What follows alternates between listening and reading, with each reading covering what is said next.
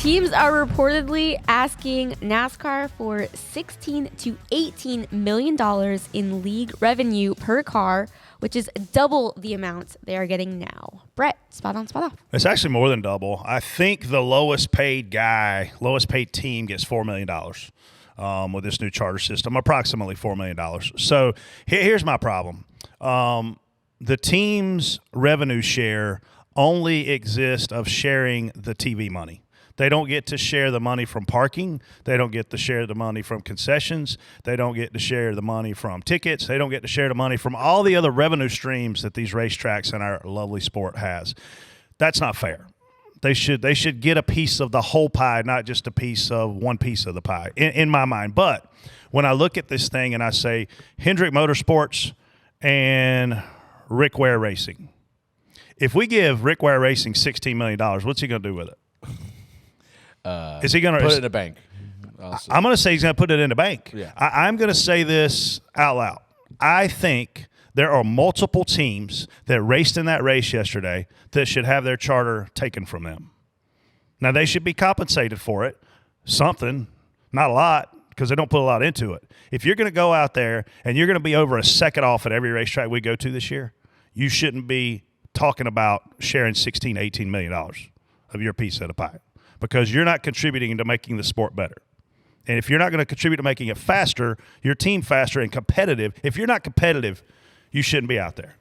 Brett, going back to what you just said about the lowest team making that much amount of money, why is it different per team as far as how many drivers they have, how many teams they have? No, it's based on how they perform, right? So if you go out there and you win the championship and you do X, Y, and Z, your charter is now worth more money, and it gets you more money from the NASCAR piece, right? So if you go out there and you run dead last every single week before the charter system was in place, you could do a start and park before that was made illegal, and you could make $2.7 million a year if you ran dead last. Well, when the charter system came into effect, they increased that number. No more start and parking. You got to race. You got to show up for every event. That's why B.J. McLeod was out there yesterday. Guy got lapped in the first 5 laps of the heat race, it seemed like.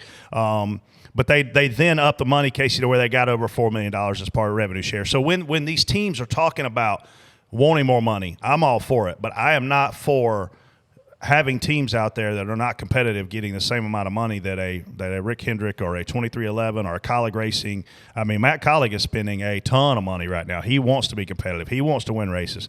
He came in. This team's only 2 years old. This is their second full-time year in Cup Series. They're doing the things that make me say, yeah, they deserve $16 million.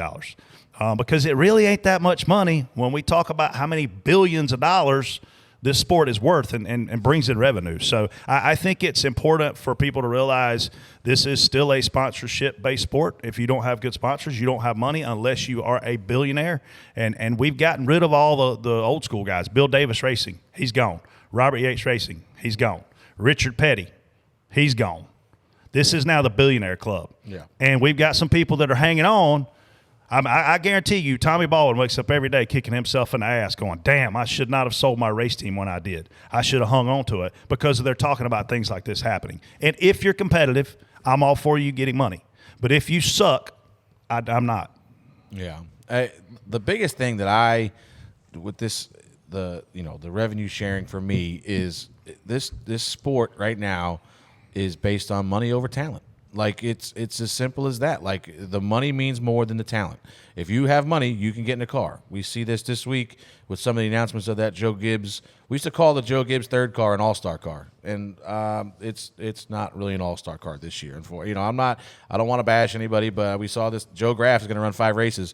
He just didn't qualify in a RCR car somewhere. I forget where it was, one of the mile and a halves. That's just the guy they're taking money over talent.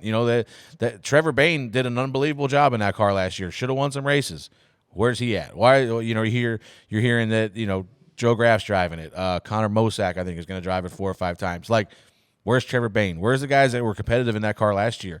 So I think if you get the revenue up, or it seems you can see that shift back towards talent over money. They don't need the sponsorship dollars, or they don't need daddy's money to put this guy in there. They can go back. And we saw yesterday, Ryan Preece goes out there, gets his shot back in a very competitive ride, and might have won the race if he doesn't have a fuel pump issue. He drives back to the lead. He's probably the best car on the racetrack, and then he had an issue. So, that's a guy that kind of clawed his way back up there. Now he's got a little bit of money behind him, got in the 41 car, and almost made the most of his opportunity right off the bat. So, I'd love to see a place. I know I come from short track racing. I go to short track racing all off season. I go on off weeks, whatever. I know these guys, and there's talent out there, but they don't have. Guys have asked me, "Hey, I can get in this car one time and run a truck race at Loudon. What do you think?" And I'm like, unless you got a couple million behind that, it doesn't matter if you go out there and win that race. Nobody's going to hire you.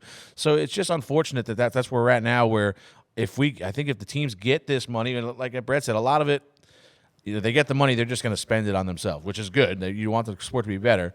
But, I think a lot of it, too, will be, you can get some more talented race car drivers out there that will, raise the profile of the whole sport. There's more talented race car drivers in America right now than there's ever been. But I'm asking. Young kids. Yeah. So going Dale back Jarrett to. started racing at like 20 years old. Going back to those days when it was talent over money, I mean, is it because the cost of racing is so much higher now? Or, what's the difference? Yeah. I think it's the lack of sponsorship, to be honest with you.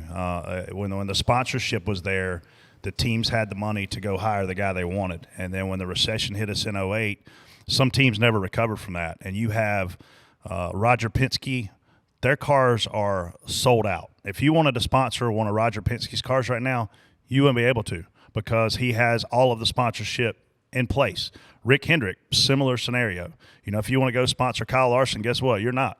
Hendrick Automotive is going to sponsor him all year because that's a successful sponsorship. So when you look at, Casey, these lower budgeted teams, and obviously Joe Gibbs Racing is not a lower budget team, but on the Xfinity side, you need $7 to $8 million all in to be able to win and run up front. And when they're missing, a couple $1 million, they'll sign a kid because he's got a couple $1 million because he's still got to the numbers still have to make sense. We saw back in the day, the car and the sponsor wouldn't change, the driver would change. I remember back in the day, like an example would be like Dave Blaney started in the Jack Daniels 07 because that was written, and they went out and got a more talented driver, or I shouldn't say more talented, but somebody that fit them better in Clint to drive the 07. You saw when Elliott drove the M&M's 38. When Elliott left, it was still the M&M's 38, and David Gilliland, I think, got in it. So the sponsorship was what drive, and the teams had the sponsorship. Now it seems like the drivers bring the sponsors, and that's why it moves so much, and that's why you're seeing guys, if they got money, they're going to get in top-notch rides. And I tell that, everybody's like, what do I got to do? I'm like, hit the lottery. I can get you into Cup Car tomorrow if you got $10 million. It doesn't matter what you're doing, what you've done or where you've been. As long as you get approved, you can go run a Cup race tomorrow. So we just need to get back to where it's not so much, right now, like I said, it's money over talent right now. We need to flip-flop that at some point. I just think this opens the door for some of the lower teams to get talent. You know what I mean? It opens the door. If I were to start a team and I had just enough money to start a team, but I can't do any more, this opens the door for me to go get an up and coming driver, maybe something like that. But I do think there should be some performance clauses to it where an effort is being made, you can see the effort being made to try to run good. It might not work out the greatest all the time, but when somebody's just riding around. I think what you're saying, where they can go get talent, I'm telling you, if they get this kind of revenue stream, they'll be able to go sign kids. They'll go sign. That's what I'm saying. That gives me the opportunity to do that. They're going to go sign. It's going to be like now we're playing in AAA, AA, single A baseball, and we're going to go sign Keelan Harvick right now. Development deal. We're going to sign him right now to a long-term deal to where we own the rights to him when he turns 18 and can get into a Cup car. Gets a lot bigger. And forget the drivers, crew guys, crew chiefs. We saw a guy like Blake Harris go from last year. He was, engineer at Hendrick. Or no, where was he? Was at 34. 34. No, I'm saying where did he was at Truex. Truex, that's right. And then he went to the 34 and elevated that program and they're still running better than they ever have. He's changed that program now. If a team like both front row cars made the race yesterday, and neither Roush Fenway car made the race. If you go get the next, you have the money now to go steal away good engineers or car chiefs or whatever route you want to go from these bigger teams and let that guy kind of build your program back up, because that's what you see. When you get a good young crew chief somewhere, they elevate that program, and so on top of talent driver wise, you can get talent in, because that's what a lot of the struggle is, I think, for them back market teams, because we got technically the same stuff. I mean, obviously there's ways to tweak it and go better, but a lot of times it's just, the people working on the cars is kind of what's holding some of these back market teams back. Well, I mean, you see it on the CB Industries with Chad. Chad's entire team. All of these guys want to eventually be in NASCAR. Yeah. And Toyota does a great job, and other teams do a great job of making development programs for it. But there's only so much money and so much that they can do. So hopefully this will help even teams like Chad's team down the road if it, I guess, gets spreads out a little bit more evenly.